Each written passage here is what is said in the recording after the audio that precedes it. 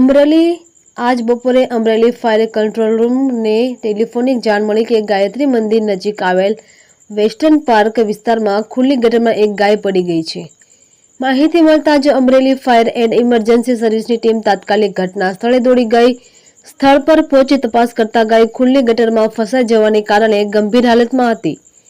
સ્થાનિક લોકોની મદદથી અને વિશેષ તકનીકનો ઉપયોગ કરીને ફાયર સ્ટાફે 1 કલાક સુધી સતત મહેનત કરીને ગાયને સુરક્ષિત રીતે બહાર કાઢી હતી। આ રેસ્ક્યુ ઓપરેશનમાં ફાયર સ્ટાફના સાગરભાઈ પુરોહિત, ભુરિયા જગદીશ, અરુણભાઈ વાઘેલા અને પારસભાઈ પરમાર સહિતની ટીમે મુખ્ય ભૂમિકા ભજવી હતી। ટીમના સભ્યોની ઝડપભરી કામગીરી અને સંકલિત પ્રયાસોથી ગાયને કોઈ ઈજા કર્યા વગર સલામત રીતે બહાર લાવવામાં આવી, જેને કારણે સ્થાનિક લોકોએ રાહતનો શ્વાસ લીધો। રિપોર્ટર મૌલિક દોશી, અમરેલી।